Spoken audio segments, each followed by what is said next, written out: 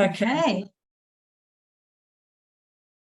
So perhaps we can just begin by taking a moment to look around the environment we are in, using our eyes very slowly, looking around, allowing the neck and shoulders to follow, and just noticing what's in this environment. Perhaps this is a stable, safe place for you to be in. Just noticing colors and shapes. And becoming aware of the seat that you are on. Noticing the contact points, the body with the seat. Noticing perhaps the feet on the floor. Just taking a moment to check in with the body, doing a quick body scan. Noticing what is here now. Just being aware of that.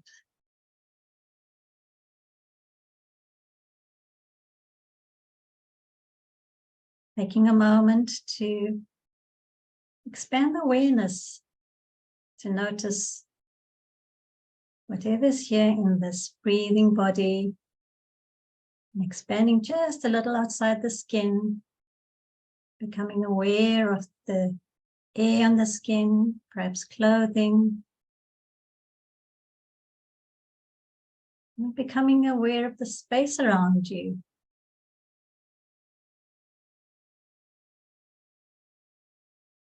Just noticing how this space around you holds you.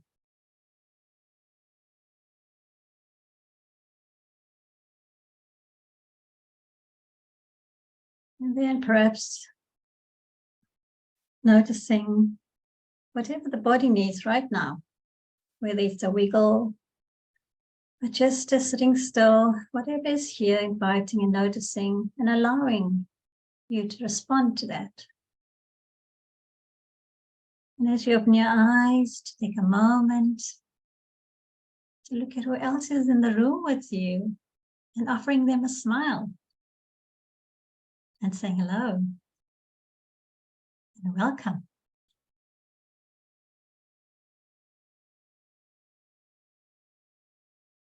Great. Welcome, everybody. It's so wonderful that you could be here. And this is very exciting for me. And let's just do some intros. So, Lucille, I'm not gonna introduce you. I'd love you to introduce yourself. Thanks, Ingrid. So there's lots of people that already know me that are here, some of you who don't, but I think maybe the important things to say here today is I have been on a journey relating to the Enneagram for, it's almost coming on 20 years now. And one of the things that I love about the Enneagram is how it keeps shape-shifting, not just in how it speaks to me, but also in what it offers, I think, more broadly. And after meeting the Enneagram and the ideas of levels of health and integration and things like that inside the Enneagram, later on, I met some of the ideas and theories around adult development or vertical development. And I've spent about a decade in conversation with those. So I'm offering those two things here today. I'm really, really interested in the ways in which we can support not just ourselves, but also the system, the world that we live in, and our relationship with all the non-human beings and non-beings in the world into a place of healthy relationship. Yeah, and when I'm not busy with this kind of development work and organizational systems change, I love raising my chickens and growing vegetables. And I have got 7 chickens, all with different Enneagram styles. So if there are any other fellow chicken lovers here, let me know if you've also typed your chickens or if that's just a particular problem that I'm struggling with at this point in my life.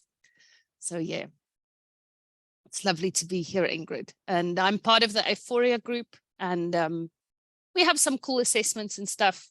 That's not why we're here today, but yeah, anyone who wants to know more can reach out to me.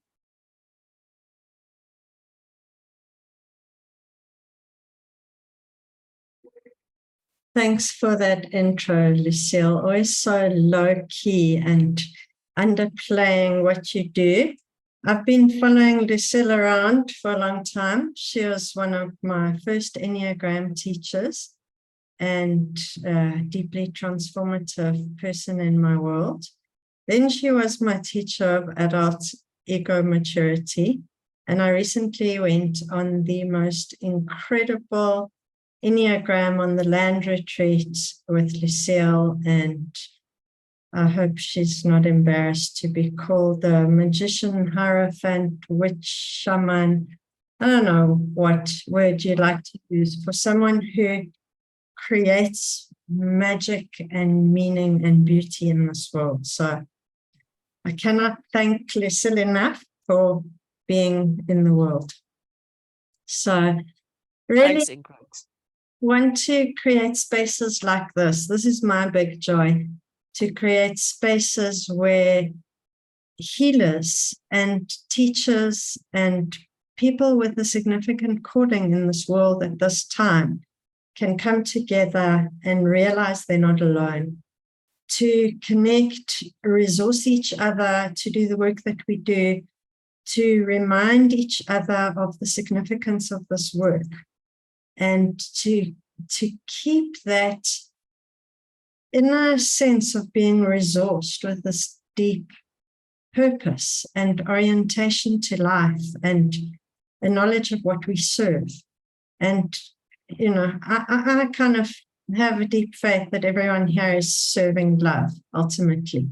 So that's my kind of trip. And yeah, so Takdir, the organization I run, Enneagram training, teaching, coaching, whatever. So yeah, Lucille being here, the topic that we said we were going to talk about, and I used the word dialogos. And what we mean by that is the difference between dialectic and dialogos. And these sessions that I want to continue to host on a monthly basis are about the move from dialectic to dialogos, which is about analytical, logical, rational, analytical thinking towards a process dialogue in relationship where we're making meaning together. And that's what John Vervaeke talks about, is the cognitive scientist, about reciprocal opening, that in dialogos, we transform one another. As we come into contact and as we create meaning together, it's a very transformative process. And what it is characterized by is deep listening, open-mindedness, embracing paradox, and really a love of wisdom, like fostering integrated wisdom within each of us.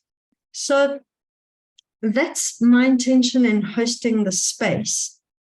And then from a topic perspective, these are the questions that were in the email that came from Aephoria. And what I'd like to do is, if you could put in the chat, which of these questions interests you most? And if your concern or interest in being here is not one of these questions, can you put your question in the chat so that we can be really responsive to why you're here? It's not a lecture, it's a conversation and a deep engagement. Lucille and I haven't really aligned around what's going to happen. So, you know, ask your thing. Tell us why you're here. Yeah, and you can pop that in the chat box and continue to pop some things in the chat as we go along. Yeah. Question 4, critiques. That's my big trip as well. I love that. 3 and 5. Yes. Great. Cool. Great. Great. Great. Lovely. Lovely.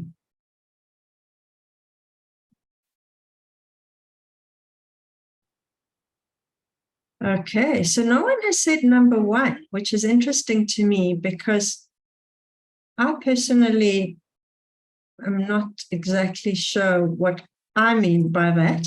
And I think we should maybe clarify it because we might have all different assumptions about what it means.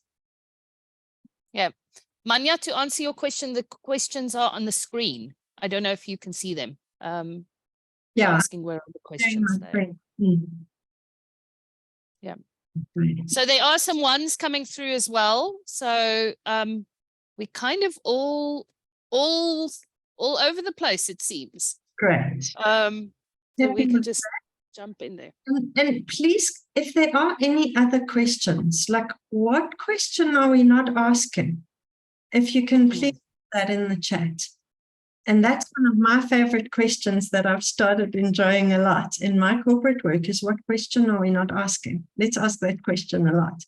So, okay, Lucille, so question 1, what is leveling up? And I took that screenshot from one of your reports. So I'm going to put this here. So maybe you can help us understand what's going on here.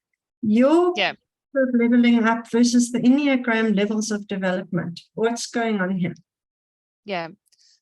So I think the first thing to notice is one of the wonderful things about the Enneagram is that it has this story of, and leveling up is maybe one of the ways in which we speak about it. Other terminology you'll hear at the moment a lot is the word vertical development, which is a potentially problematic term, but we can work with that too, or adult development, or stage theories. These are all different things that we talk about. So one of the things that's really amazing about the Enneagram is that it has a story around leveling up inside it.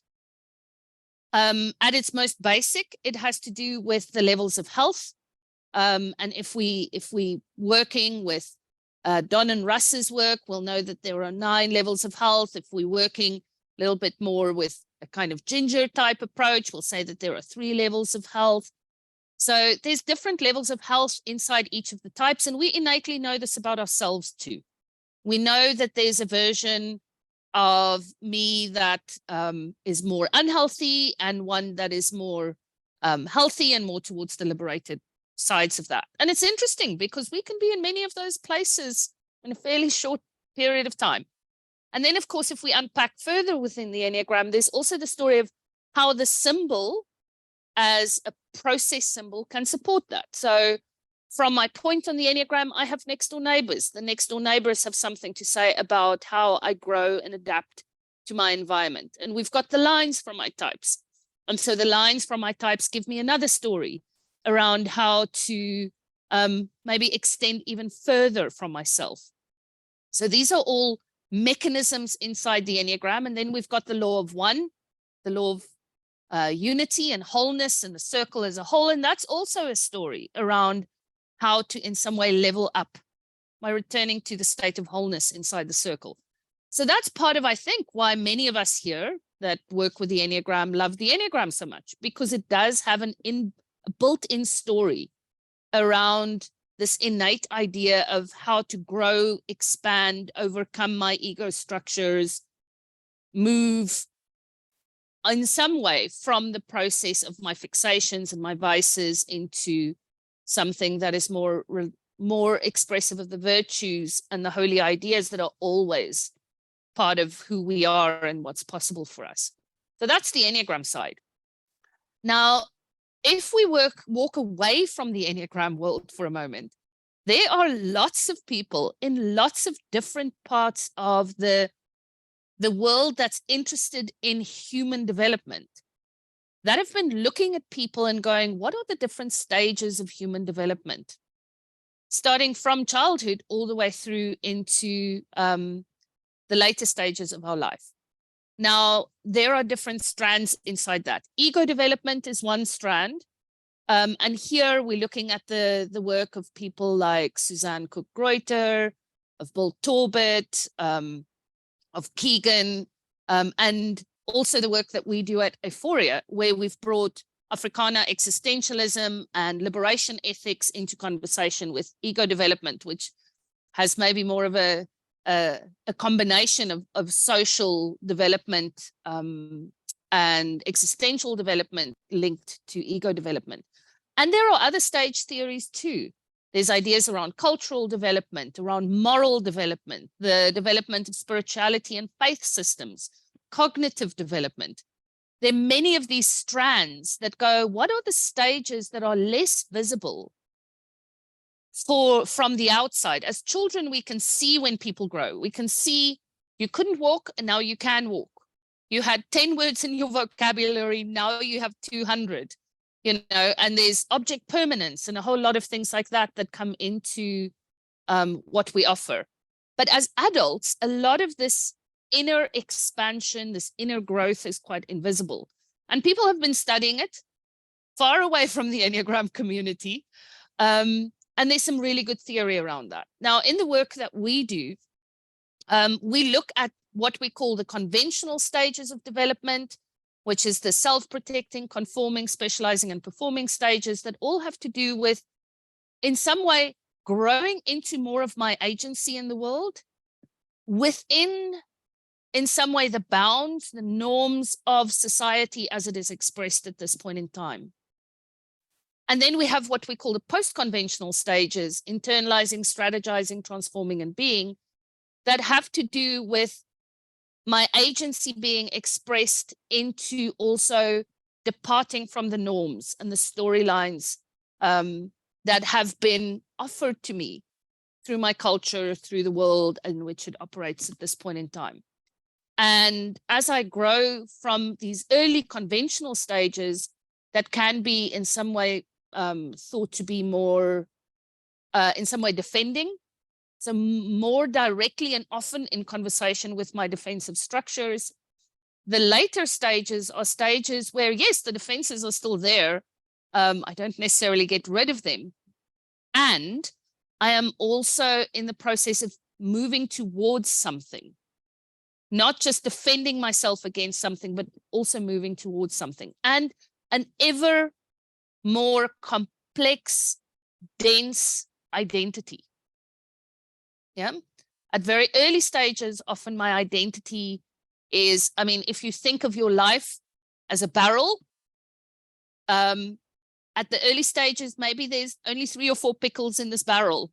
And as I grow and develop, this barrel fills up with pickles. And there's a lot more that's happening in there. And in some ways, also a lot less. Now, one of the things that I just say up front, and Ingrid, then we'll get into the conversation, is Stop you there, Lucille, please. I don't feel like a barrel of pickles. And there were 2 words that really stood out for me in what you said. Complex and dense. Can we explore what complexity and density means? My big passion in my work is changing people's self-experience. And in my session with Aephoria, I'd love to understand more about density and complexity before you go on, if that's okay. Yeah, cool. I think we can take the slide off. I don't think we need that so much. So I think there's one way in which we all maybe potentially share a bit of an understanding around complexity. We'll start there. And a lot of that has to do with maybe cognitive complexity. And that's a good starting point, but it's not the only point we have. So this idea of not just how many variables I can work with, but also being able to work with the nonlinear aspects of the relationship between those variables, and my comfort or discomfort with the anxiety that comes with having this sense that there are many complex things linked to each other and there's no formula that's going to solve how we get from A to B because it's too interrelated. So there's that version of complexity. I think there's also something around thinking about complexity from an identity perspective. If I, and I'll do some, maybe I'll offer a generic example and then go into the Enneagram here to also help us understand this. If I'm very early on in my ego development, my identity development process, I might have a couple of parts of my identity that really have a lot of substance behind it. So I am this culture, I'm this gender, I have this kind of professional occupation and specialization. So I have a couple of things that I hang my hat on. And maybe even then from an Enneagram perspective, I have an idea of I'm an Enneagram 8, or I'm an Enneagram 6, or I'm an Enneagram 1. And that means that I am quite responsible and I'm structured and, you know, I like the detail, whatever my story is, and I have an inner motivation around that. As my identity becomes more complex, and this is something that I know, Renata, you're very interested in as well, the capacity to hold a polarity in my identity is vastly expanded, and that's more complex. For me, from an Enneagram 1 perspective, I can hold that I am good and bad. And the fact that I am in relationship with some of my flaws and faults doesn't mean that I immediately need to fix them, or that in some way that means that I'm going to end up in the lowest levels of Dante's versions of hell. It's just that everyone carries a shadow. Now, all of a sudden, my identity is a lot more complex. And that's part of what the Enneagram invites us to do, is not to hang our hats on a simple version of what a very sloppy, stereotyped understanding of the number that I can probably follow quite extensively in a whole lot of interesting videos on social media platforms saying, if you're a 1, then this, if you're a 2, then you're going to do lockdown like this, or whatever it is that we're superficially unpacking with the Enneagram, to understanding the Enneagram as an invitation to figure out which parts of myself I've either buried or lost or disowned. And in bringing myself back into conversation with those pieces, my identity becomes more complex. My identity expands. And that's part of maybe the question that we can then work with is, and it becomes more dense. It's more densely populated. There's more there. And so when I also have when I have experiences that disrupt my way of seeing myself or my world, there's more to hold it. That's the densification. Let me just I want to bring some really cool cognitive science language to what you say. And anybody who ever has a conversation with me is going to hear about John Vervaeke. He's a cognitive scientist at the University of Toronto. I know Lucille's almost as much of a groupie as I am, but I'm number 1 groupie. He speaks about complexification as a combination of differentiation and integration. So what you're talking about is knowing, discovering and realizing, uncovering the fact that there are so many multiple parts, and they seem so contradictory, and paradoxes and polarities in the self. So the complexification is shining a light on these are so differentiated. But then the integration, as we complexify, is that somehow they hang together. And they cohere. Yes. So it's that combination of differentiation plus integration equals complexification. So that seemed to describe nicely what you're talking about. Yeah, absolutely. I mean, another more everyday analogy. My sister is an occupational therapist, and she has one of the coolest things in her consultation room is she has these very simple, stretchy fabrics that hang on 2 hooks. And there's like about 20 layers of these fabrics. Now, I know for certain if I jumped on just one of those, they'd tear and I'd end up on the floor in a little puddle. But as my identity complexifies, densifies, and coheres. It's like adding more and more of these layers to the point where you can have a whole family jumping onto these 20 just thin pieces of stretchy fabric, and it holds us all. And not only does it hold us, but it comforts us and enables us to go towards some of the scary, potentially traumatizing, sympathetic nervous system activating moments in our lives, feeling held. Yeah. And sometimes we think that we need tools to do that. And actually, the more foundational principle here is that who we are can do that for us. It's our identity. The way in which our identities develop that can do this for us. We don't need clever tools. Beautiful. And there you've kind of implicitly given us a definition of density as the coherence, the layering, the integration creates density. And then you mentioned the comfort, and you mentioned trauma in the nervous system. And that's like a big part of my teaching around trauma-informed Enneagram work, is the regulation of the nervous system as the foundation of identity, that when it feels okay to be safely embodied, our identity feels safe and we can hold our experience. So we can be okay with the fact that sometimes we're depressed and suicidal, and sometimes we're elated, and sometimes we're evil, and sometimes we, there's like an inner foundation. Like Thich Nhat Hanh speaks about being a home to oneself.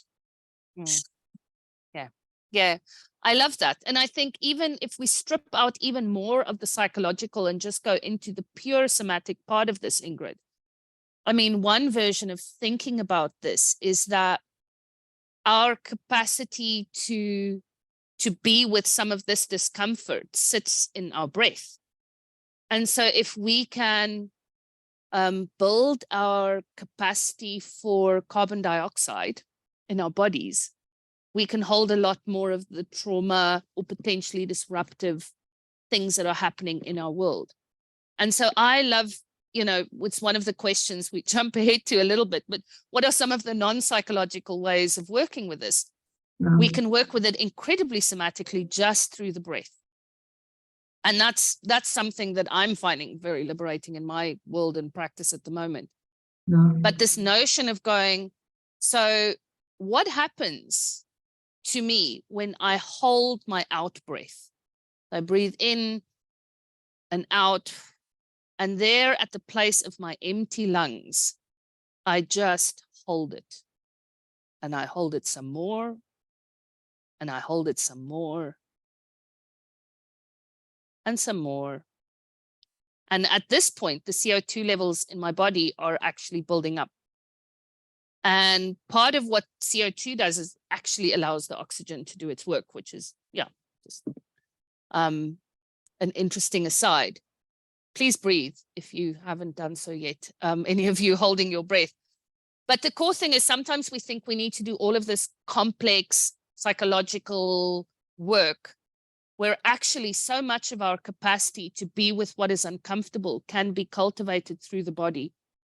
And if my capacity for holding my out breath can be a supportive way of being in the world, then sometimes we don't need to talk about it that much. And trauma restricts our capacity to be in the here and now, in our body. Trauma causes dissociation and interpersonal unsafety.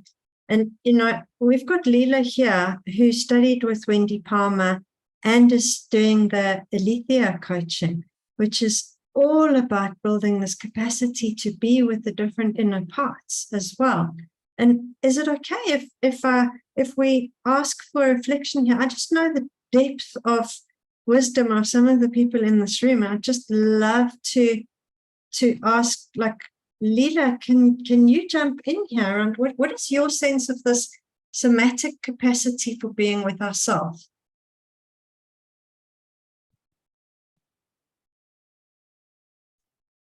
Thanks, Ingrid. Yeah, it's I like what Lucille speaks to about these different, and I'm going to use the word parts of ourselves that we come to know, and then how we integrate that with how we are now, and that creates that density. So with the parts work, with the work that I'm doing at the moment, is what we really want to do is to kind of have a better and a closer relationship with these parts of ourselves. And every part has a positive intention. It just has a negative side effect. So when we start to build that relationship with the parts of ourselves that we've kind of really either forgotten, as Lucille said earlier, or we know and we don't like, we start to build a relationship, and we start to get to know the parts. When the parts feel seen, understood, and valued, it starts to soften a bit. And when that softens, this presence, this innate resources that we do have, gets an opportunity to rise up and shine and be there. So we get more highly resourced when we have better relationship with our parts, and the parts soften a bit. So yeah, and I think that helps to hold all of that complexity and that density with a lot more. For me, it's compassion and love, actually. Yeah, I love what you're saying there, Lila. This idea of as we engage with the parts, and I mean, part of that is just seeing the parts to start off with, which is like, I need to go in there and look for some of these parts in me that maybe if I'm in a more numb state, I'm not aware of. Once I can see them, I can love them back into coherence. And I think that's where some of the vertical development, leveling up ideas can become problematic in the kind of connotations towards striving that come with some of these models and frameworks.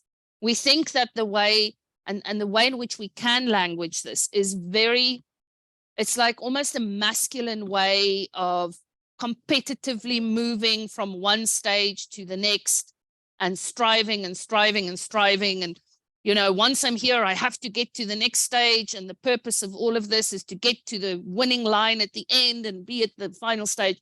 And that's actually not how much of this works. A lot of it actually works in this process of unfolding and allowing and loving it into cohering, and also being okay with really where we're at. We often say as coaches, you have to meet your client where they're at. I think this is part of the inner work when we're working with ideas of growth, is we also need to love and meet ourselves where we're at.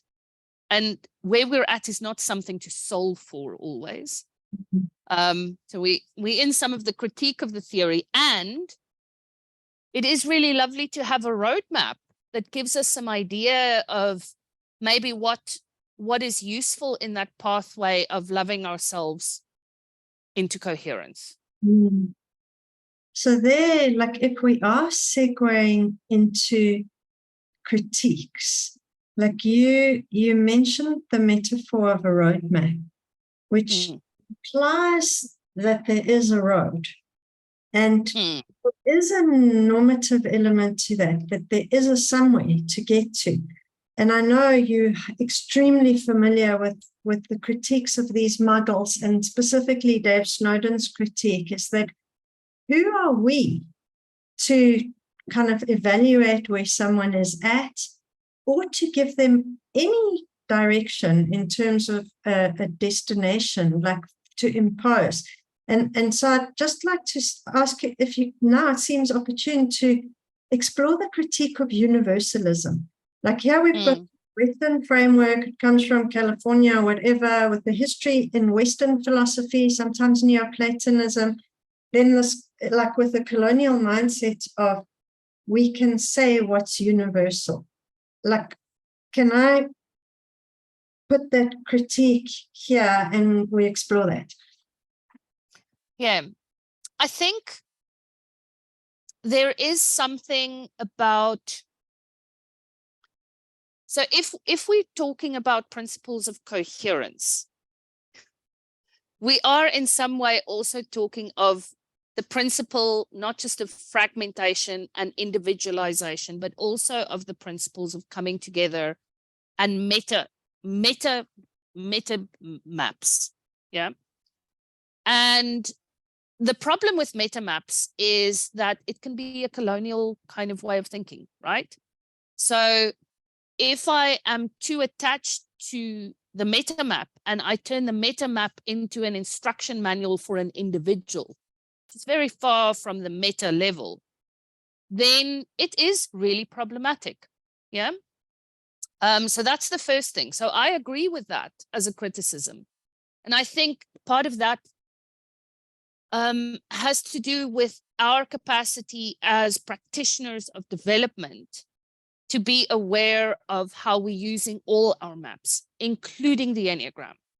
The Enneagram is a map that can also be used in a very acontextual, very dangerous way that leads to us shoving ideas about ego structures, defenses, what is virtue, what is holy, even if we take the spiritual side, that liberation in the levels of health is an outcome that we should strive for, that it's not okay to be expressing this defense, whatever it is that we can do, we can shove our frameworks into humans. And that is, that's the danger of all frameworks, including, I'm going to be slightly naughty, including frameworks, even if they are constructed through the lived experience of each situation we're in. But even something like the Cynefin framework is a framework that can be used in that way. And I know Dave constantly says you have to reconstruct it from whatever. And that's great. And that's why he keeps changing language. And that's why we should also be willing to change our language around development. But that can also be used in a colonial way, right? And it's a performance of contradiction to say Cynefin is better than the Enneagram, or, you know, to insist. I would go down that rabbit hole. But you know what I absolutely loved is the metaphor of an instruction manual. Like nothing is an instruction manual for the human psyche. Like the way, I mean, my phenomenological experience is each person is an emanation of the ground of being and mystery. I mean, on my whole esoteric kind of cosmology and worldview. The idea of an instruction manual for a person, for me, is they're so incommensurable. And that's the ethos that I want to pursue, is how do we use the Enneagram in a way that it's not what Steve Marsh calls a colonizing discourse, where we the model and we say, this is how you should see yourself. This is, you need to look at these categories and then you need to say, that's me, that's me, that's me. And if you don't do that, I'm going to work on you until you do. And as coaches, for us to come with this tool and to think we experts about someone else's personality. And in my 5D coach training, it's like, do not interpret someone else and do things like, Lucille, I can hear your fall. It's like, no, don't invade someone's psyche with your interpretation. And I'd love to, I mean, that's for me the biggest critique of models, is how they get inserted into someone's brain.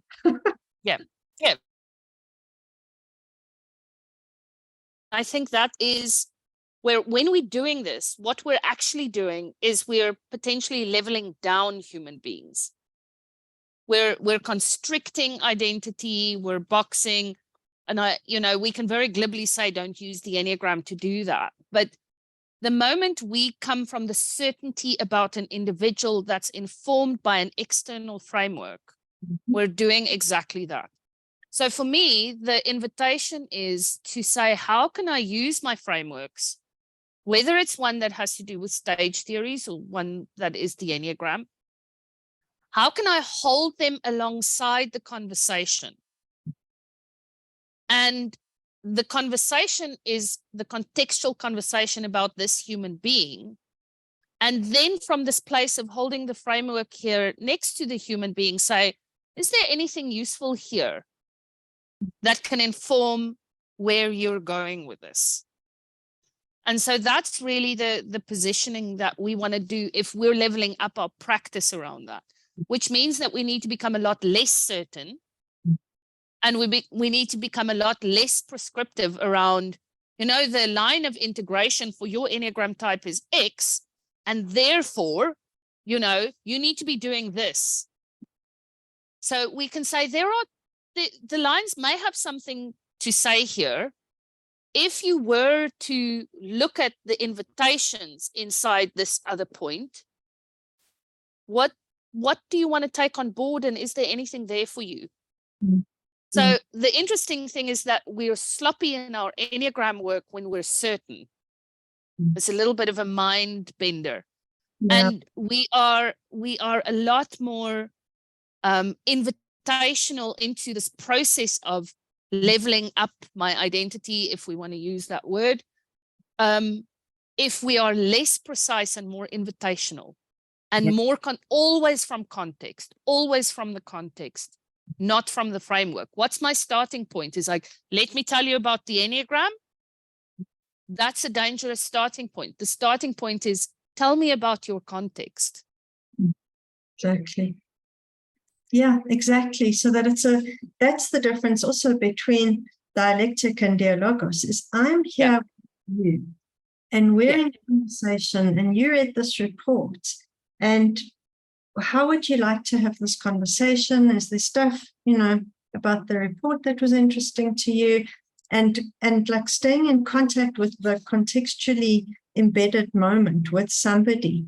And I really love the way you're speaking, because there's a consciousness of the power of discourse and the power of knowledge. And we assume power over somebody because we've got some knowledge system. And then we use it in a way that it gives us security. It's like our little security blanket, you know. We've got the Enneagram and we've got answers about you. So I don't have to be uncomfortable about the fact that I know nothing, which I'm in free range. You know, you and I are in free range conversation here. And that's dialogos, where things just unfold and we're encountering and we get surprised by each other. And, you know, there's real growth that happens in that space. Yeah. Yeah. And so here's the interesting thing. As a person working with another human being, I can always ask myself, what is the field we're playing on here? Are we playing on the field of this human's context in life?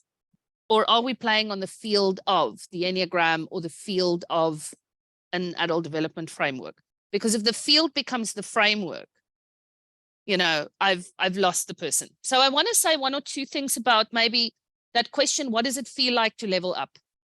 Yeah, because I think we're in a very interesting conversation, and I'm realizing some people may want to talk about 2 and 5 and some of the other questions we have too. Is that okay, Ingrid?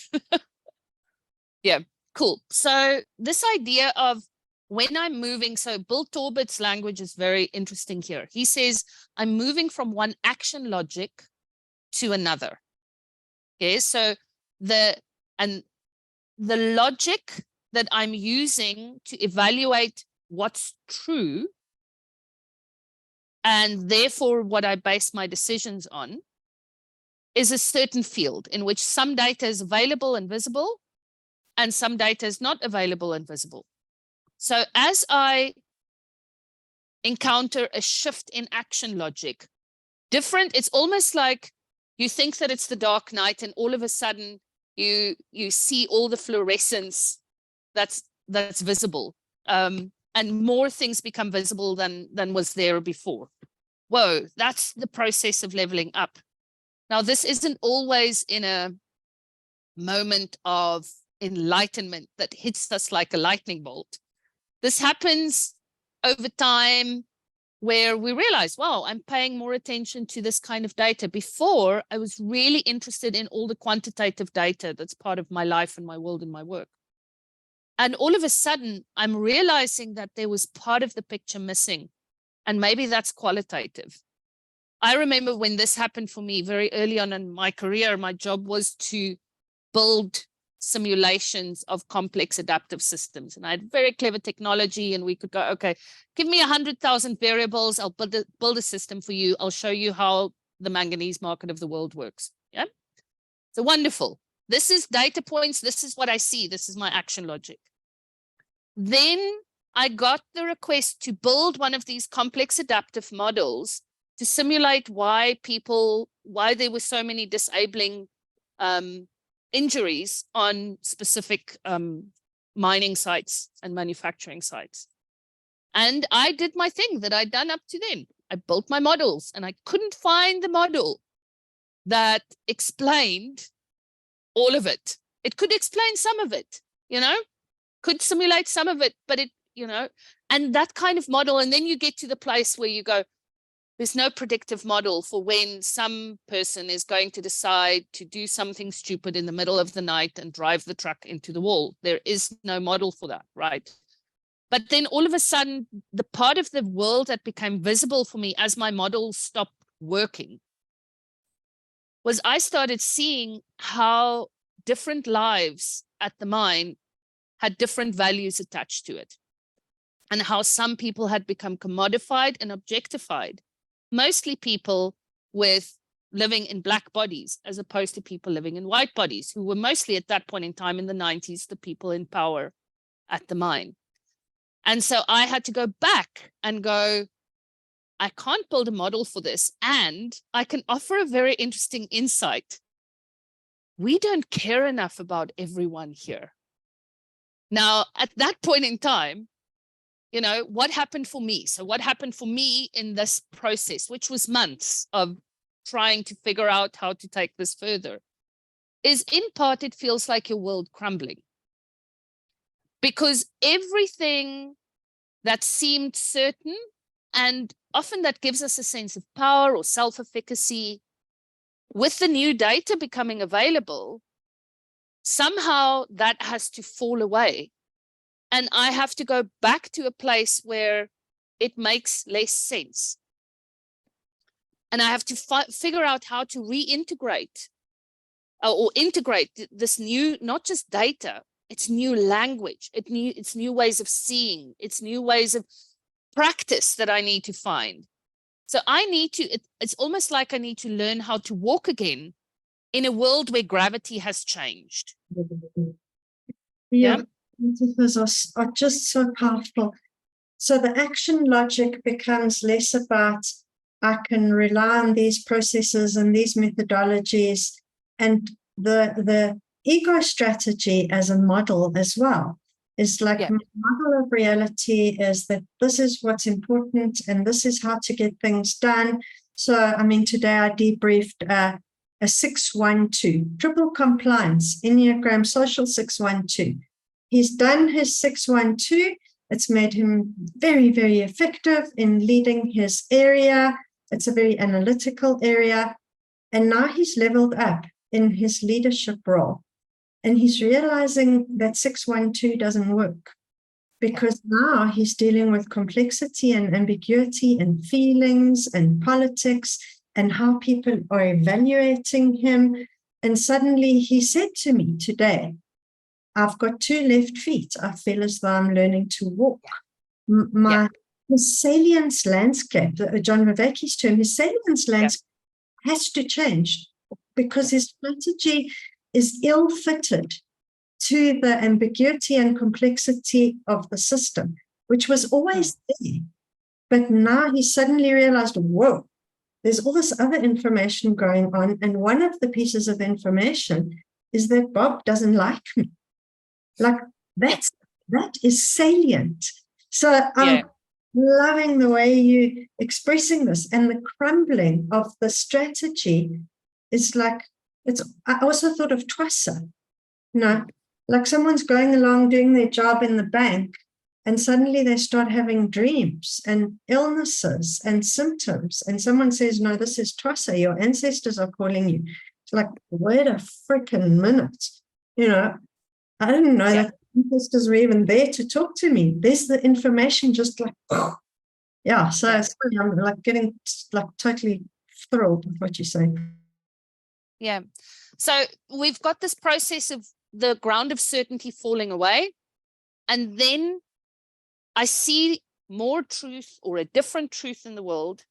And I have to find ways of integrating, reintegrating, operating inside it. And what this does is there's a rhythm to this, right? So then as I become more competent inside the new reality that's visible to me, I recreate certainty. And now I have a sense of agency and efficacy in this version of the world.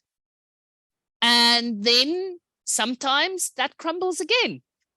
And I have to go through the same tune, but it's a new kind of information, a new kind of way of seeing, new kinds of information that become available and visible to me. And so that's the process. Now, there's a natural rhythm that occurs through most of our lives around this. Yeah. There's some shared ideas in our shared cultures around this, of the midlife crisis, for example.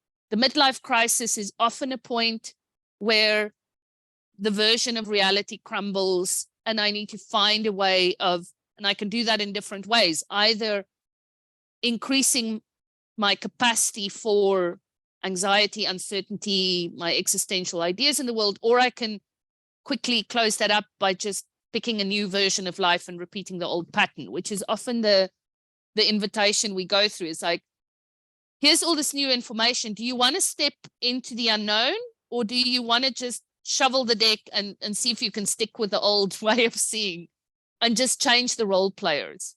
Yeah, so that's like an interesting inflection point that we go through. So that's what it feels like. Yeah. Yeah, I love that, because I imagine that some people here came with the expectation that leveling up feels good. But actually, there's so many archetypes around what you need to give up. And it's like the archetypal resurrection symbol of death and rebirth. Your old way of thinking is going to die, and it's not going to be fun. It's going to feel like being crucified, because you don't know whether or not you're going to rise from the dead. The dark night of the soul, the true dark night of the soul, you can't call it the dark night of the soul. There's no narrative arc. It's not like, okay, I'm going through a dark night of the soul and things are going to be fine. It's like, I'll just wake up when the sun rises. Yeah. And the tower in the tarot and death, there are all these archetypes of, you got to surrender everything to level up. And it's freaking painful. Yeah, and sometimes it's exhilarating too. Yeah, it's scary and exhilarating. It can be a little bit like a roller coaster ride where I am screaming, but there's part of me that's actually enjoying it too. So depending on what my orientation is towards the new, the unfamiliar, but I know that it can be exhilarating too, but it's scary at the same time. And I think for us inside the Enneagram world, if we've got a very spiritual idea around the levels of health, part of the illusion that we might be under is that as we grow, it just becomes easier and easier and easier. And then right there at the highest level of health, we are liberated from our ego structures. I'm sorry for you. It's not quite how it works. The process that we go through is that actually to enable this growth, we need to increase our capacity for anxiety. We need to increase our capacity for brittleness. We need to, so some of the things that existentially we need to expand within us are not that fun. And as I continue to grow, especially if I'm growing into a coherence inside myself that is not so informed by the norms of the world out there, whatever they may be, but for many of us, it's shared in a neoliberal context. It gets more lonely. Sure. And there's some questions in the chat around the catalysts for this. Like, I like to think in terms of the shock points. The Enneagram can be a shock point. You see this thing and you're like, oh my God, this is just one lens and one strategy and one formula for life. And I didn't realize that I was doing this on autopilot. So there's that shock point that shatters your strategy as a given. And then in the chat, Libby asking, is it always like that? Don't some of us get weary of the way we think? Yeah. So can you talk about the different ways that Yeah. you realize we're at the end of the road of our formula? Yeah. So boredom is definitely one of them. I love that idea of arranging to get sick and tired of ourselves. I think that is a really valid way through. Sometimes we just have to notice that we are bored and sick and tired of the stories we're telling and the way we're telling them and the way in which we're interpreting the world, and that's just no longer cutting it for us. So that's definitely one of the avenues. I'm seeing a lot of people nodding there. So I'm imagining that the encounter of stuckness, being tired of making the same mistakes again and again, being bored with our own self, with our own experience of ourselves. Like, there's got to be more to my existence than this fucking autopilot. Renata is nodding and smiling. Renata, please tell us. Yeah. Tell us. Yeah, well, I mean, Renata, tell us, but I mean, that is what John Vervaeke would call meaning making and need for meaning that we encounter, the meaninglessness of our existence that we encounter. Renata? Yeah, no, I was just laughing because just yesterday I realized that I've had a series of very clever excuses for something that I wasn't doing in my life.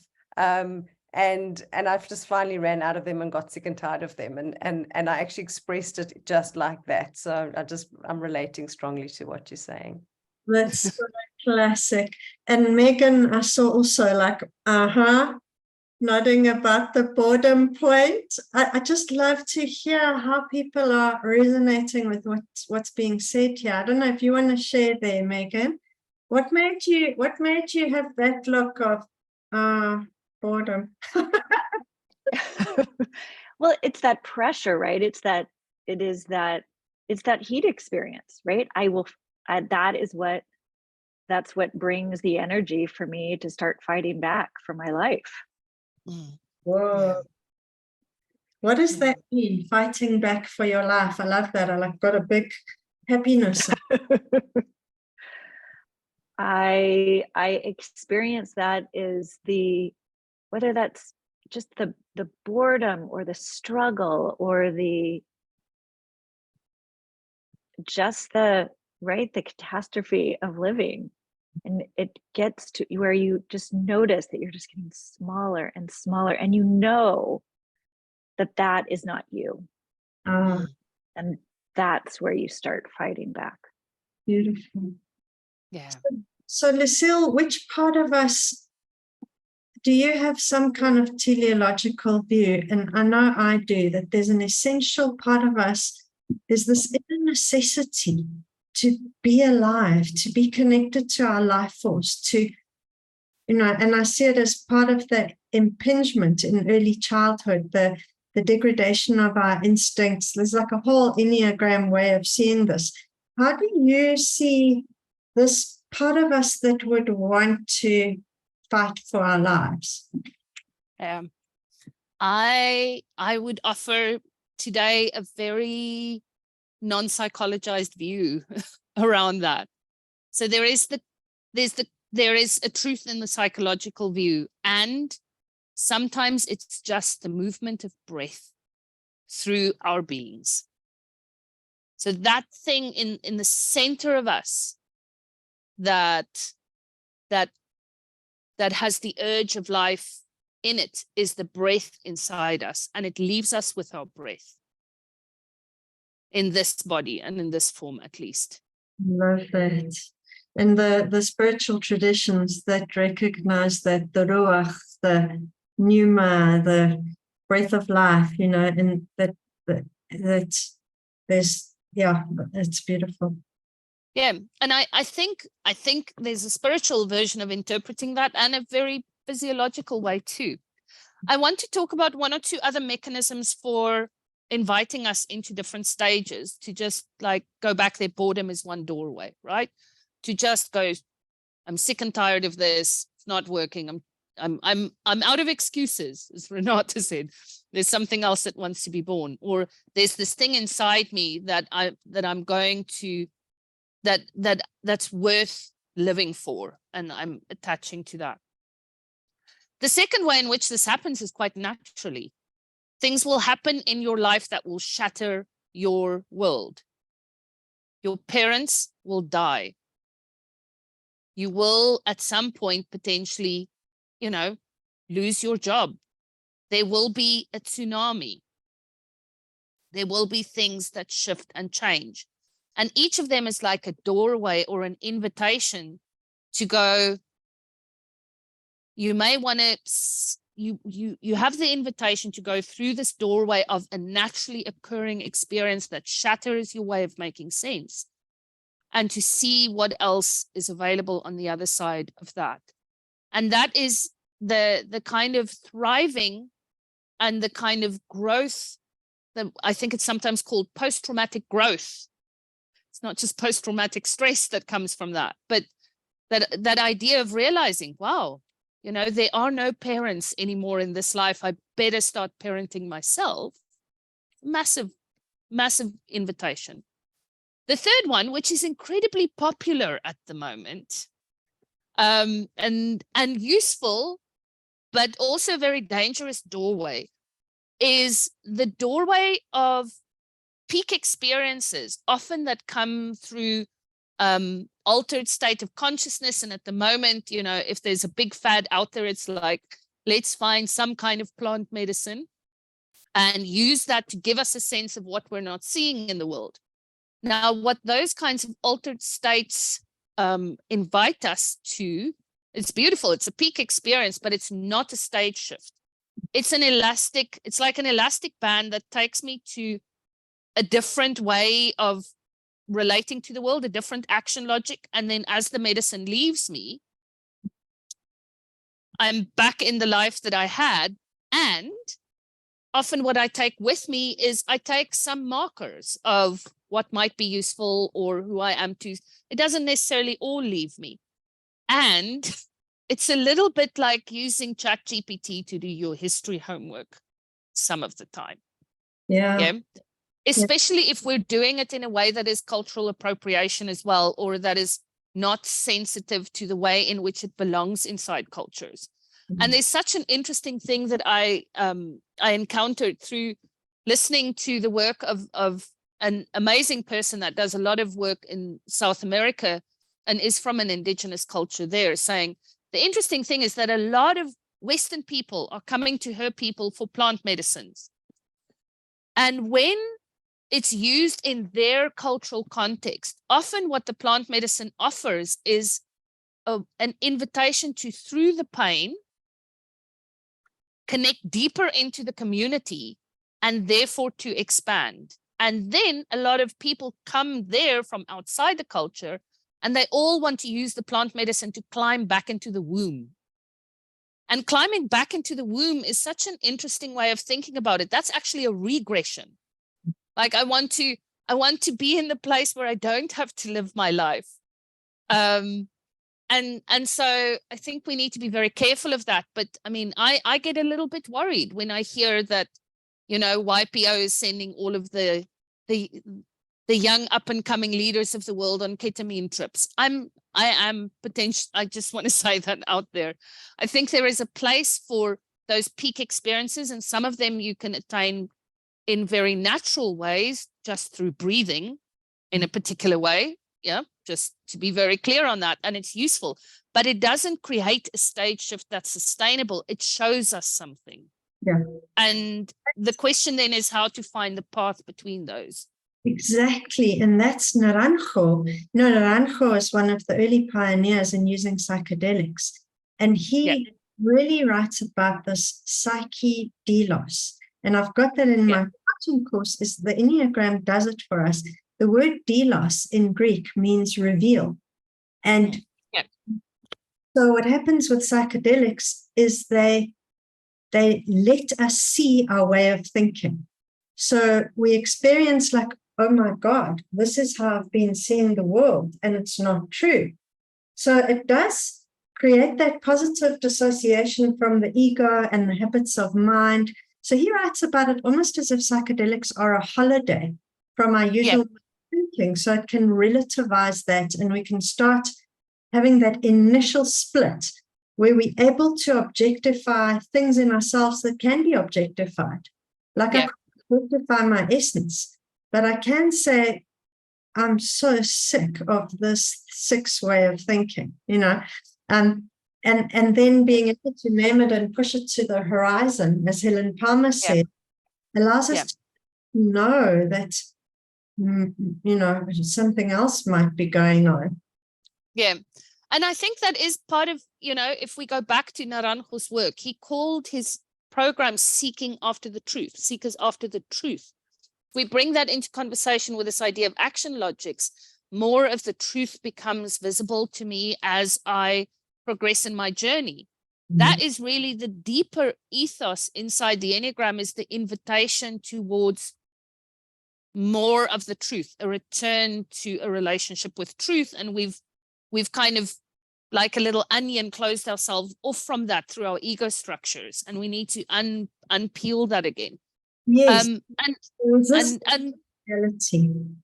Yeah, and what Naranjo's Seekers After the Truth program did, and that's the fourth way that is available to us for leveling up, is to create a heat invitation with multiple layers of heat that's enough to disrupt my way of seeing and open up new ways of seeing, and then safe enough to help me to integrate and put that back together. And so each of his Seekers After the Truth programs was a particular logic around how to do that in some kind of way. And think about some of the ideas within that. Some of it's really weird. Like, you are going to get a clown as a coach. That's really bizarre and lovely, because that's one way to figure out how to get sick and tired of ourselves. Have your coach be dressed up as a clown and acting as a clown.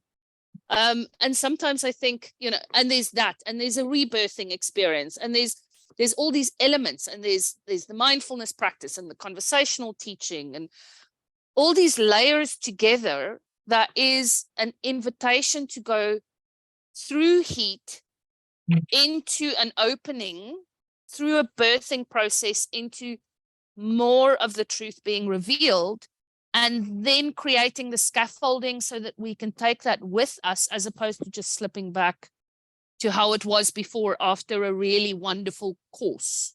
Yes. So that word, you speak about disruption. So it's disrupting our defaults.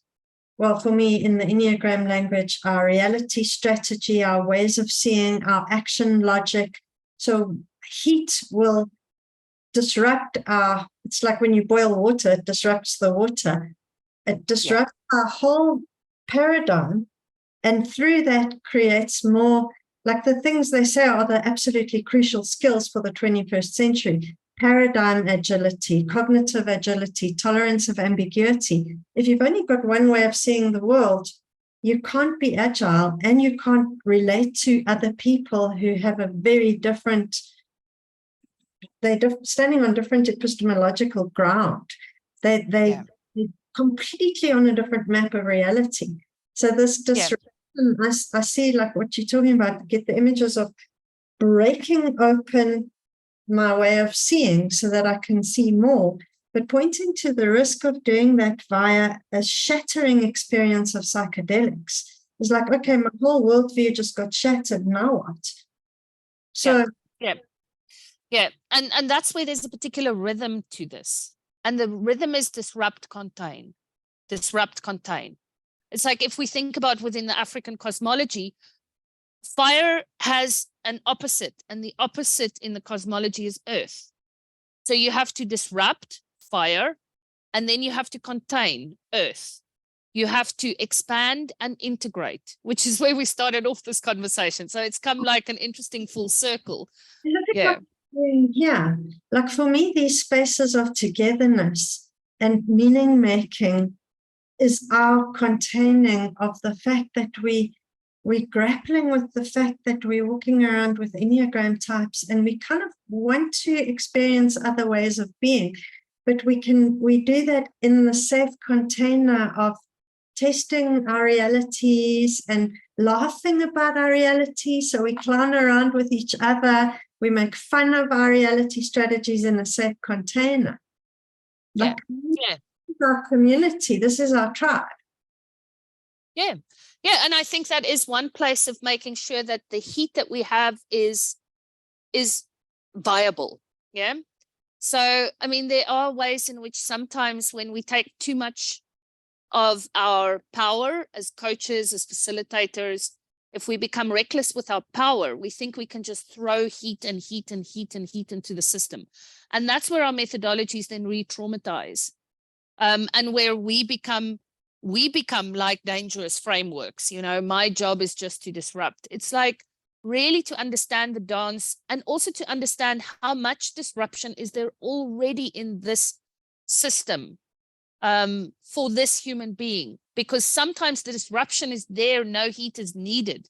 I actually need to bank the fire.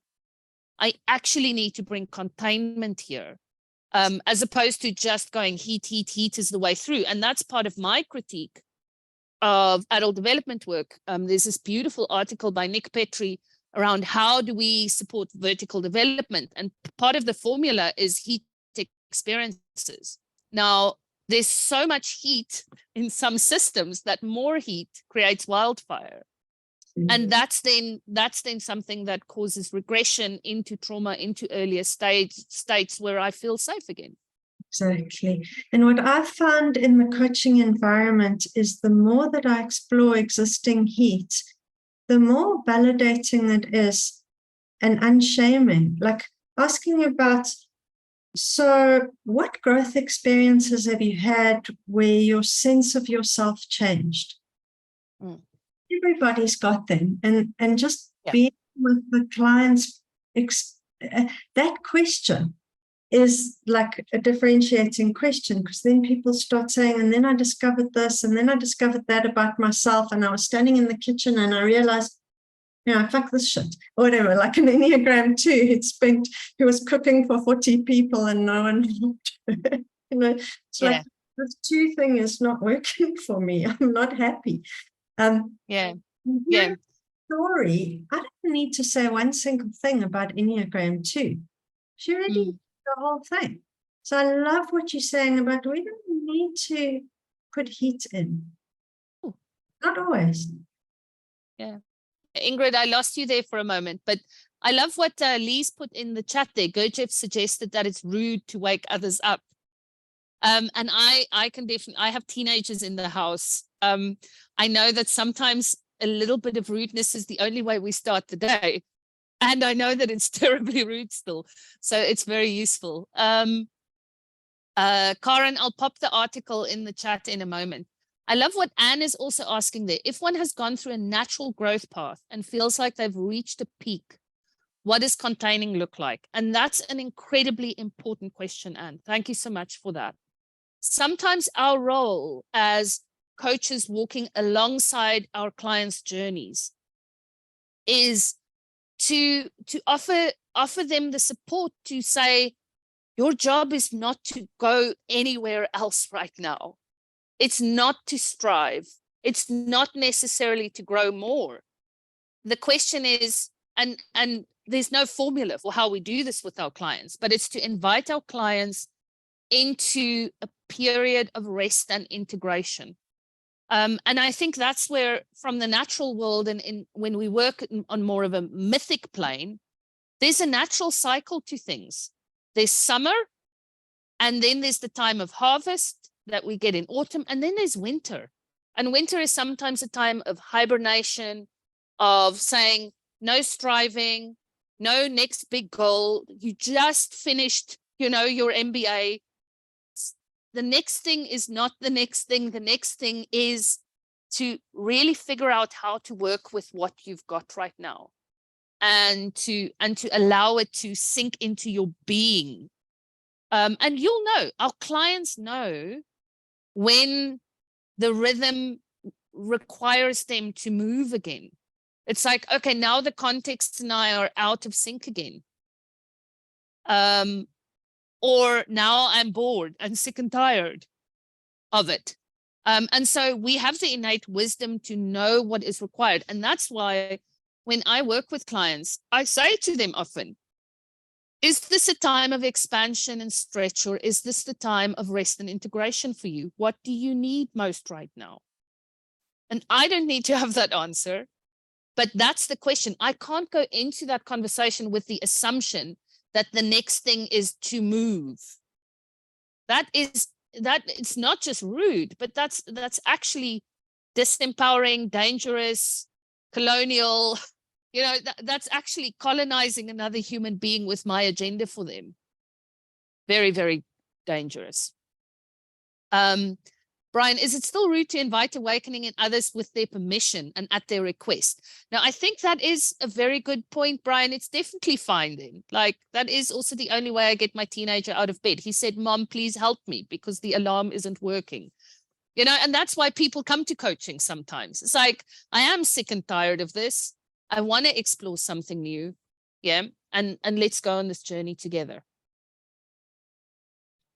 Yeah, but Okay, Ingrid. from a counter-transference perspective, from a trauma-informed perspective, when someone comes to you and gives you their power, how do you be very, very conscious of what's going on in that moment? Because an Enneagram 6 will walk into the room and say, tell me what the next step is on my growth path. And if you don't notice what's happening, that they giving you authority over their inner life. And what is the biggest problem for 6s is that they're out of touch with their inner authority. Refuse their power, give it back to them. If someone comes to you and they say, please, can you tell me what my type is? My question is, what are you hoping to have differently or experience through knowing your type? What's underneath that? You know, I don't say what's underneath that, but I'll explore in the process with them, what are they after? You know, by knowing their type. I'm not just going to jump into the question, the content. Yeah, absolutely. And so once again, it's like, what is the role I see for myself in this? Am I a journey companion?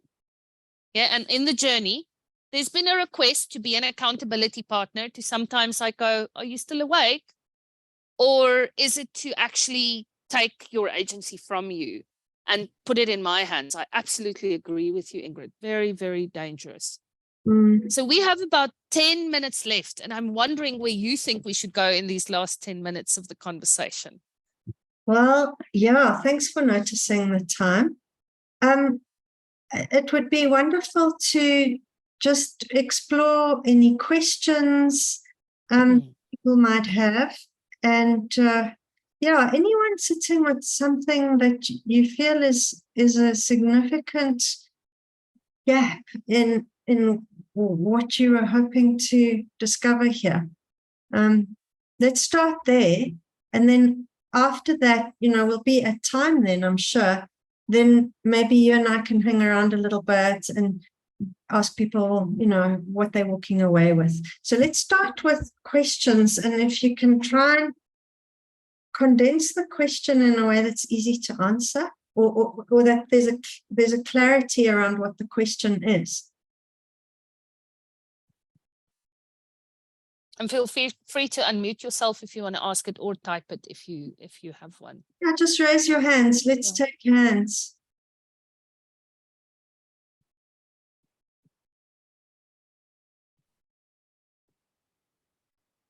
Who's got a question?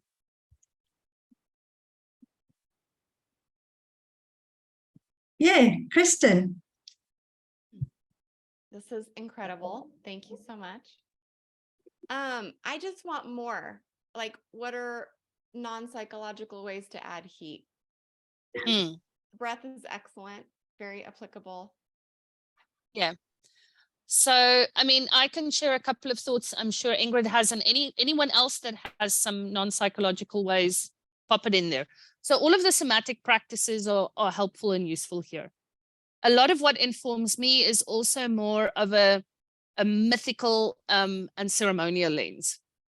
Yeah. So I think some of the ways in which I've invited into heat on the land processes that we do. So come, what are your questions? What are you celebrating?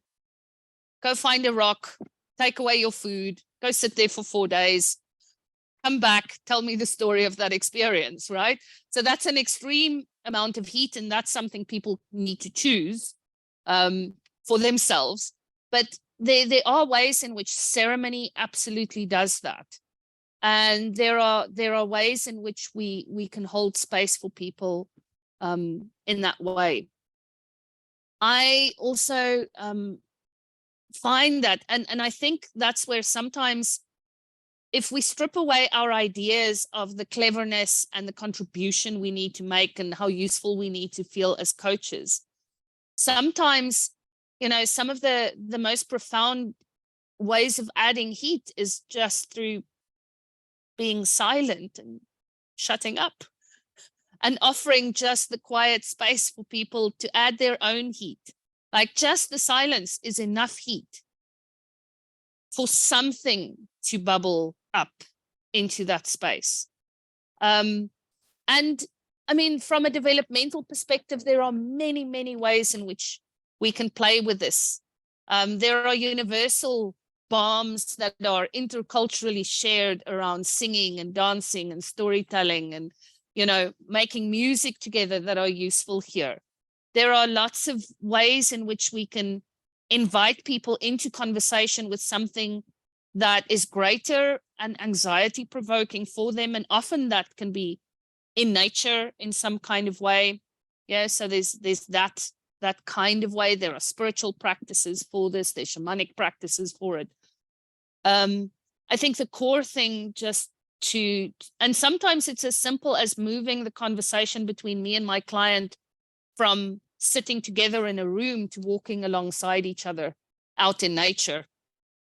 And, you know, it's the same conversation, but it's a different conversation because of how we're doing and what we're doing. There are other ways of adding heat that's just to do with pacing things slower for our more assertive, quick pace types like the 8 3s and 7s, speeding it up for the 9s, sometimes for the 1s, for the 4s, you know, the slower types.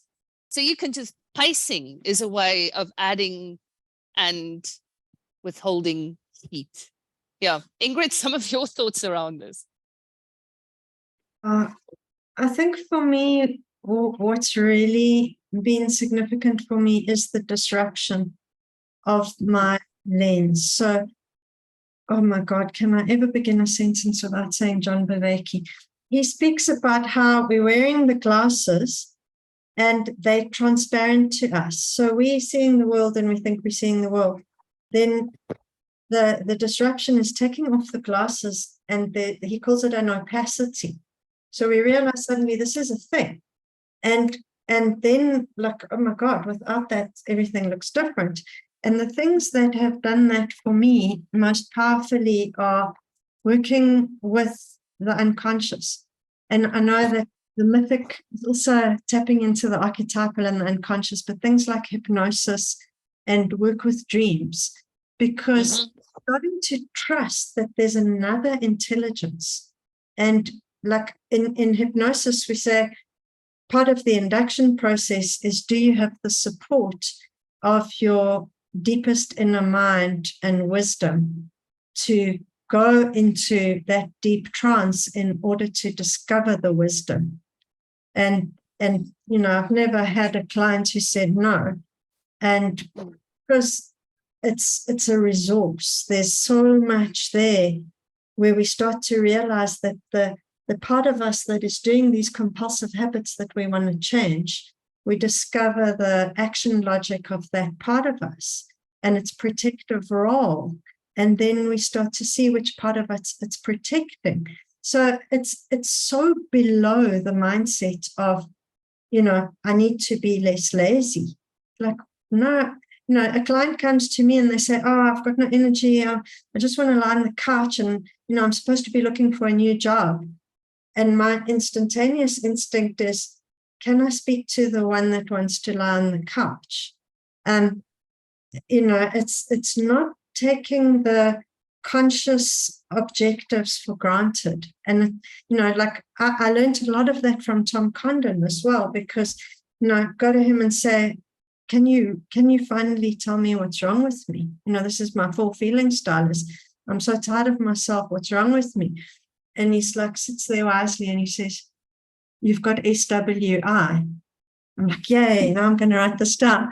It's not in the DSM-5. I've finally hit on the answer of what I need to fix. So what's that? He says, something wrong inside. It's just like, I'm not buying. Your entire strategy is misguided. Your question is a misinformed outcome.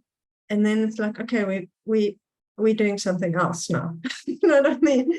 So those for me are the powerful things. It's like completely disrupting the question. Yeah.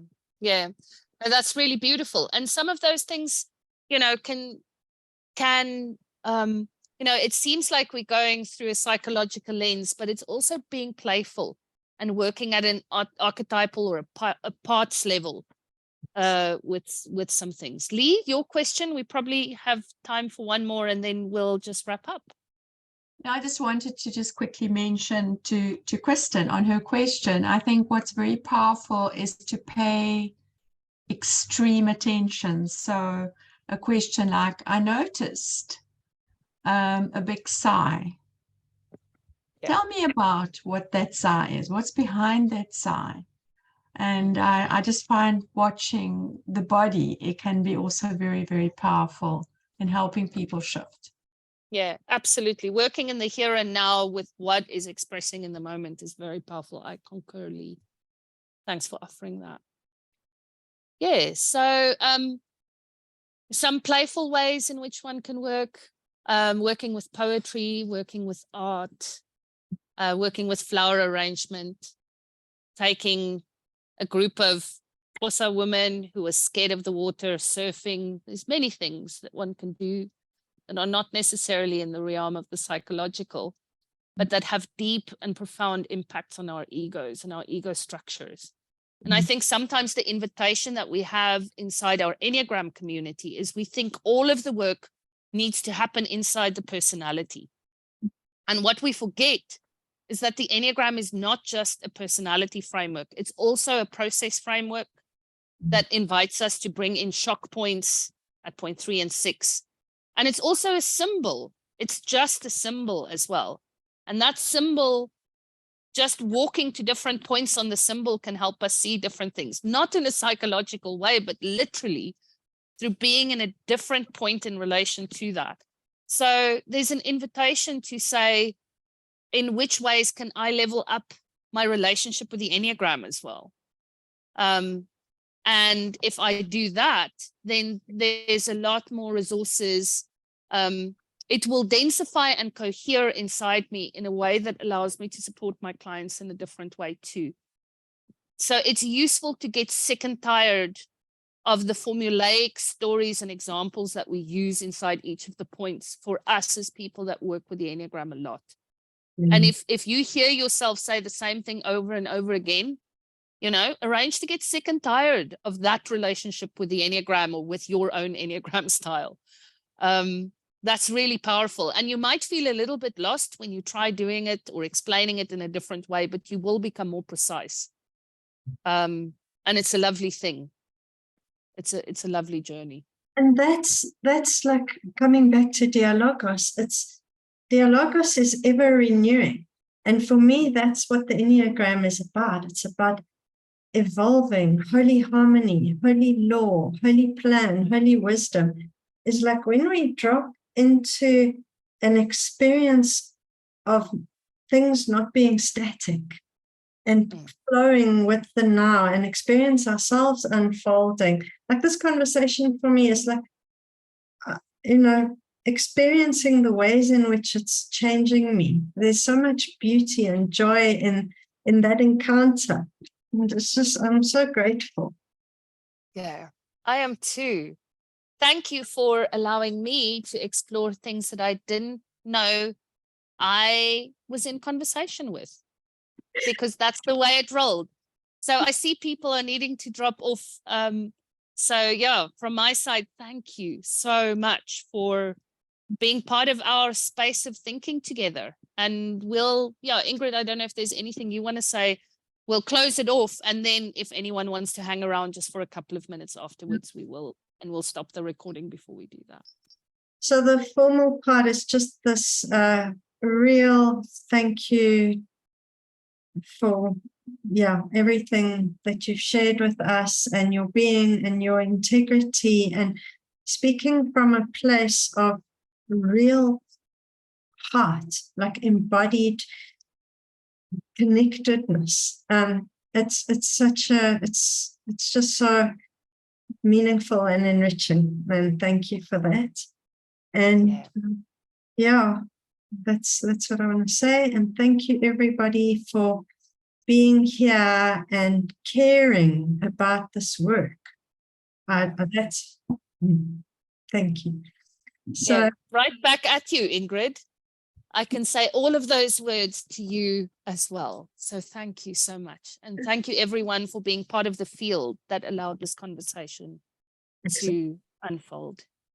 So anyone who wants to just talk about what you're walking away with, how this experience of being here has opened something in yourself, I'll hang around for a bit, Lucille, as long as you want to. You like to kind of close things in your way. I like to kind of hang around for ages. So don't feel compelled to have to hang around. But I'd like to hear from anyone about what's happened for you.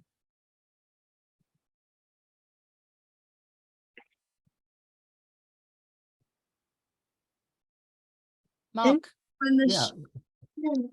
Thank you, Lucille. This was really wonderful. Thank you so much. I learned so much from this webinar. I did have a question, and I was a little reluctant to share it initially. I've been studying vertical development on my own for about 10 years now through mostly Wilbur, Kagan, and so on. I work with a lot of communities of color. Yeah. And you're probably familiar with the criticism from Nora Bateson, who said that stage theory is colonial as hell. Yeah. And I've read what she said. I've listened to some of the other criticisms, and I don't necessarily agree with her, but she makes some really valid points. Yeah. How do you introduce this? Because most of the groups that I work with are communities of color. How do you introduce this and yet address some of those same criticisms? Yeah. I'll offer one or two different thoughts. The one is actually something that I got from a wonderful Finnish practitioner called Anssi Balk. I see Sari has dropped off. She probably knows him. But what Anssi says is one of the useful ways to work with this is to go, here is the stage you're in, the stage before and the stage after, but to never offer it in a vertical way.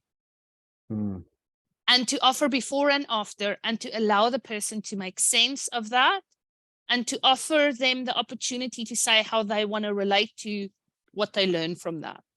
Sure. So there's no end point and beginning point, but it's like here, before and after. And I think that's a really pragmatic way of stripping out some of that idea of verticality and better and worse out of it. So that's the first. I think the second one has to do with the way in which we work with it as and that's where our own language and our own ways of introducing it is incredibly important. The moment we have an idea of later is better and earlier is worse, it doesn't work, and it is colonial, and it is prescriptive, and it is disempowering, and it is judgmental. So the language that is useful for me is to say, does your current action logic serve your context? Or does the context require something different from you? If the context requires something different from you, You may want to explore what's around you in the framework. And it's an invitation. So like to treat each action logic as the perfect way in which I meet my context until it doesn't work anymore. Yeah. So that's a second way of working with it. And I think the third way is an inner job, and that the inner job has to do with my intentions as the practitioner and how clear I am. If I have an intention for you, regardless of whether it's the Enneagram or a vertical model or whatever, I'm lost, because that is the colonial space. So the only my role that I need to keep in check is, what is your desire for you, and therefore what might be helpful. I don't know, and it's not perfect. I don't think there is a perfect answer. Yeah. I think that the core thing is that as we are in the conversation between different cultures, different experiences of power, different ways of being seen and unseen in a system, it's just to be super aware of how power is distributed in that space. And I guess that is also just in part why what we built into our way of working with this includes the integration of liberation ethics into the way of working with the model, to speak particularly to communities and groups that have been disempowered. Because part of what happens for us as we grow is we can reclaim agency, and we infuse, as Steve Biko would say, we pump pride back into ourselves, and we re-inhabit ourselves as fully embodied human beings, as opposed to as objects that have been objectified in the system. And if we can bring that into the conversation, it's not just ego development, it's actually the reclamation of agency and the freeing ourselves from the positioning we've been placed in, either as privileged or as someone who is disempowered in the system. All of that is forms of objectification. So if we can bring liberation ethics and ego development into conversation with each other, it does feel significantly different to just, this is my idea of what an evolved human being looks like. Which in some of the ego development work and even some of the spiral dynamics is really, really problematic. Yeah. I've got also another thought on that, Mark, which is slightly different to Lucille, but it's complementary. Given exactly what she said, there's no kind of answer to this, but we're conscious of the colonizing discourse and we want to not do it. For me, it's relativizing the Enneagram. And as a head type, that's kind of something that I like to do anyway, is to say, people meet the Enneagram and I say, okay, this thing is like a map of maps, like Tom Condon says. It's a map of 9 or 27 ways of looking at the world. And it's helping us to see how we look at the world. And I kind of describe it as a model. This is what it tells us. It's a 3-centered model of being human. It tells us we've got a cranial brain and some of the kinds of stuff that goes on there. It tells us about the cardiac brain. And, some people like to think of that in neurophysiological terms, like the polyvagal theory. So it's allowing us to have some sense of what's happening in our chest, literally, like, when does our heart soften? When do we get anxious? What is our feeling orientation to the world?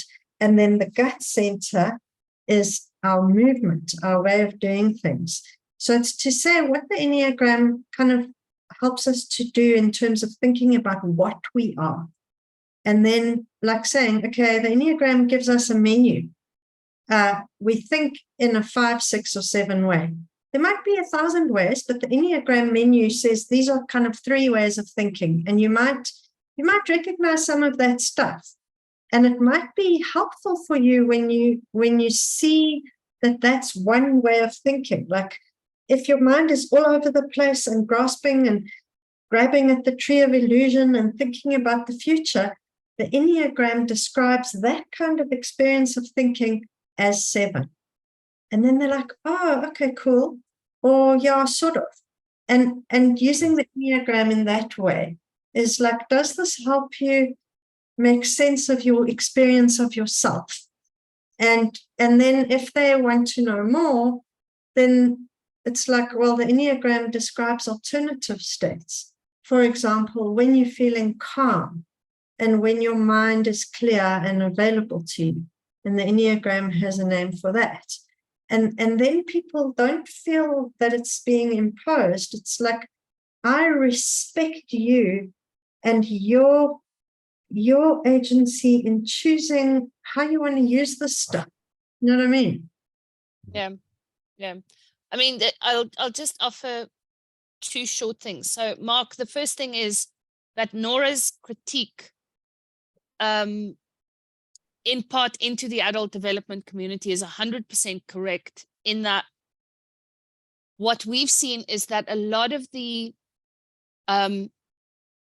older, apparently from an ego development perspective, more mature individuals that are teaching some of the stuff are incredibly retarded when it comes to issues of diversity, equity, and inclusion. So literally, when we look at our sentences, and some of our sentences have stuff in there around, around race and ethnicity and around gender, and then we look at what the teachers say when it comes to issues of ethnicity, and they go, it's not part of people's identities and lived experience because they live in older, privileged white bodies that have not had to have that experience. And so the idea of uneven strands of development is massive and useful in response to Nora's critique, because what we can see is some people in communities of color have had to radically grow in terms of that aspect of themselves and knowing how to navigate power and figure out how to survive in the world in ways that a more privileged community is not. And at the same time, because of that, may not have had the same opportunities for example, exposure to further education and a whole lot of things that can support other strands like cognitive development or whatever. And so if we think of everyone as an uneven tapestry, that becomes useful. And I can know which strands. So then we start talking about range. In the range, which of the strands of your life are very developed and which of the strands are lagging behind? And that's a very different and equalizing conversation, because there is no human being, including all of us here, but definitely including me, that have all these long strands. I am deeply retarded in some of my strands of my carpet. And if we can have that conversation, that's useful, because then we can also say, so dear, and Dave Snowden has many of the, maybe Dave doesn't think about social justice in quite the same way, but we can say, Dave, you have a very long strand when it comes to your cognitive development. Wow, you're brilliant. And sometimes socially, you are an ass. And here's your short strand. Do you want to grow and develop some of that? Because this funny carpet is actually quite messy. And that's a nice conversation that I find useful. And to be affirming in that and to say explicitly, there are some of your strands of development that is way more advanced than this other person here that may leave you in a position of feeling slightly insecure because they have this kind of terminology or this kind of way of being in the world. But this is where your strands are long. So it's almost a deconstruction that can make the work useful in that kind of community. So like, which of the strands are useful? And that's where Ansi also, this Finnish guy, he works on meta competencies that support the development. So he says, you never have to look at what stage you're at.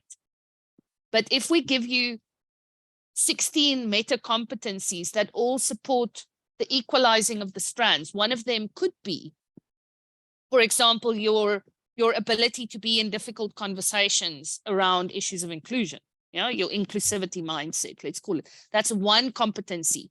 And self-awareness is another. And, moral development and cognitive development is another. You never have to look at where the assessment will pinpoint you.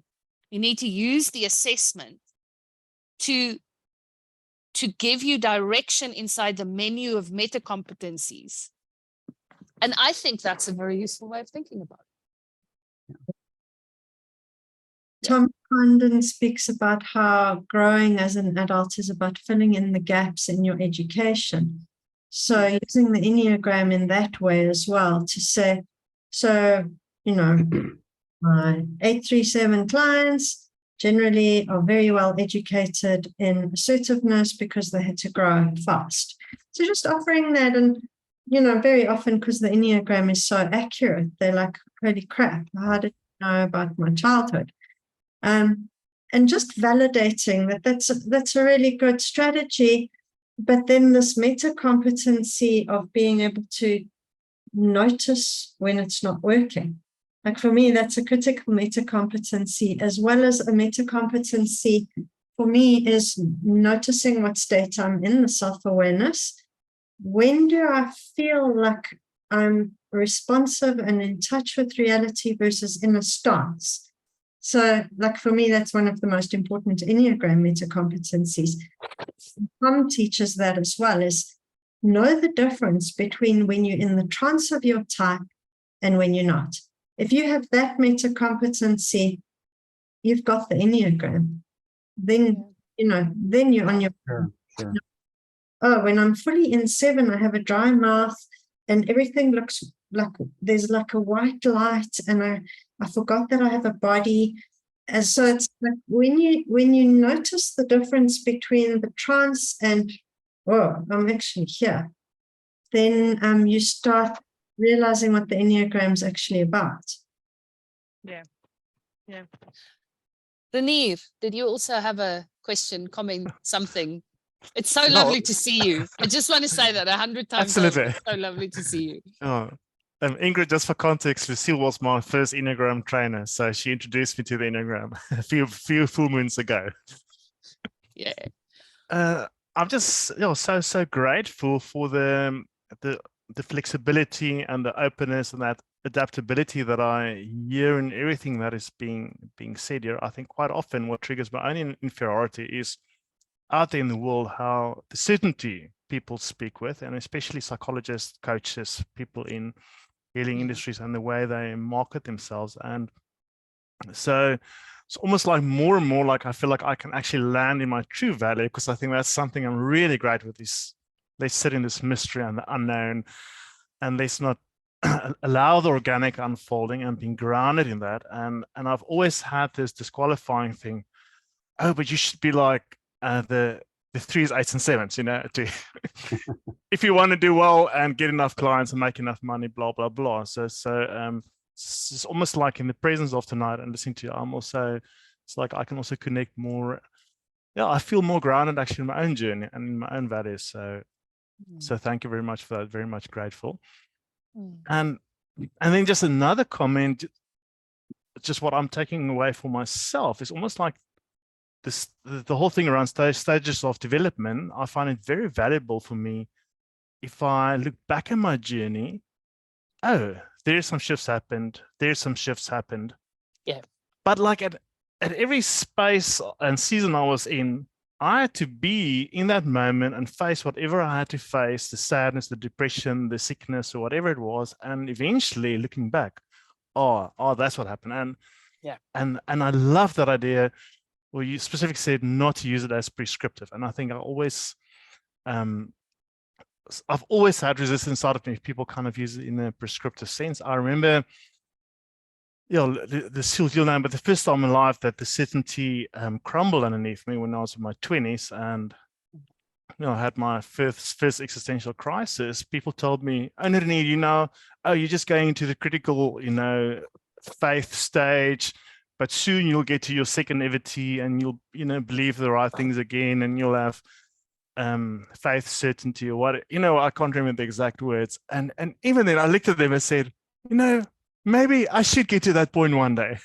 But if I have to arrive there again, it must be organically, or it must be, but right now life doesn't make sense, and I'm critical and I'm skeptical and I have so much questions, and I'm not going to pretend that, you know, things are making sense to me now, or pretend just to embrace this naivety. And I think from that kind of unwillingness to just force a goal on me, I just stepped into the unknown, and that is still unfolding 15 years later. And I love it. And I just reconnected with what I also want to offer most for clients, is to really be with that embodiment of their path and what they are facing, and not enforcing something on them. So I'm very much relieved and grateful with everything tonight. Thank you. And the word, Thanks, Ricky. the word there is the should. And the minute I hear the word should, it's like, let's just stop everything. Like, either when clients should themselves, you know, like they apply a should to themselves. I should be like an 837. I should be getting these results. For me, it's like, okay, let's just stop for a second. Where does the should come from? There's some inner critic, super ego, it's got a protective role, and it's got a positive agenda, but it's overdoing its role somehow, because that for me is the panel beating, the fixing, the instruction manual. Well, it's not organic. Nobody stands next to a rose and says, it's springtime now, you should be blossoming. It's not organic. So yeah, I love what you're saying there. It's lovely. Yeah, thanks, Renier, and 1,000 blessings on your journey, wherever it thank takes you.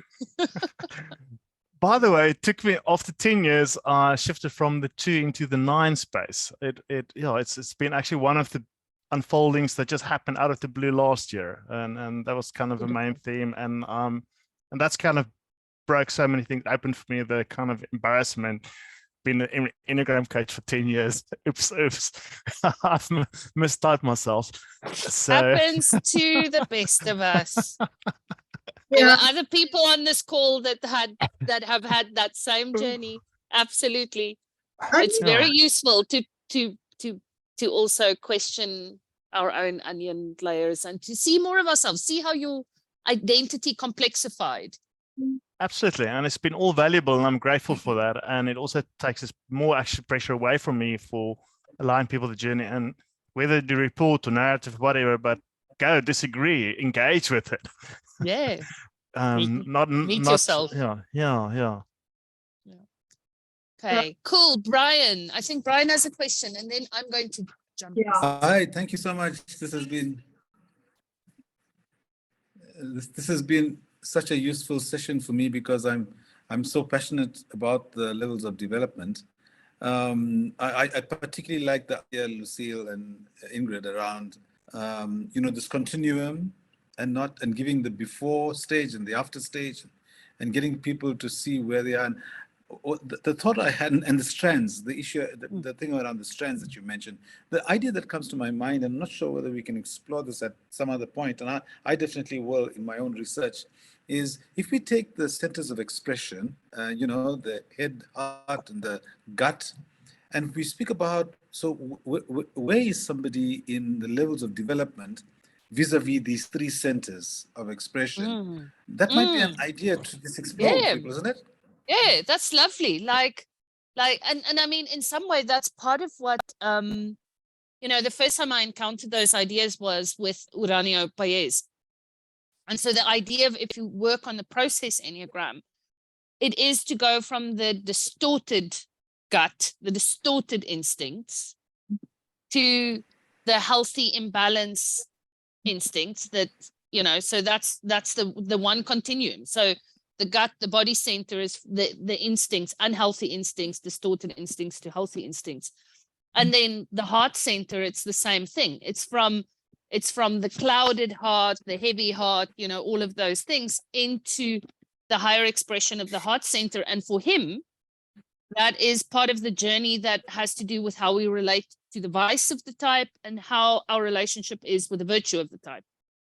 And then in the head center, it's also to get to the higher head center. It's the journey in freeing ourselves from the fixation of the type into the holy idea of the type. And that's maybe an Enneagram way of looking at it, but we all have, like, what is my relationship with my heart right now? What is my relationship with my head? Am I lost, obsessive? You know, there's very simple ways in which we can work with that. And that's a very beautiful way of thinking of it. I like it, Brian. I like it a lot. Good. Great thinking. Thank you. Yeah. Yeah. Wonderful. Thank you so much. Wonderful. Thank you guys for hanging around a bit longer. The richness of your engagement. Yeah, it's lovely to share the space with you. Get to meet you as well properly, Renier and Mark. Appreciate it a lot. Thanks for sticking So around. thank you, longer. Ingrid. Yeah. Yeah. Will you stop the recording, Ings? Thank Thanks. you, guys.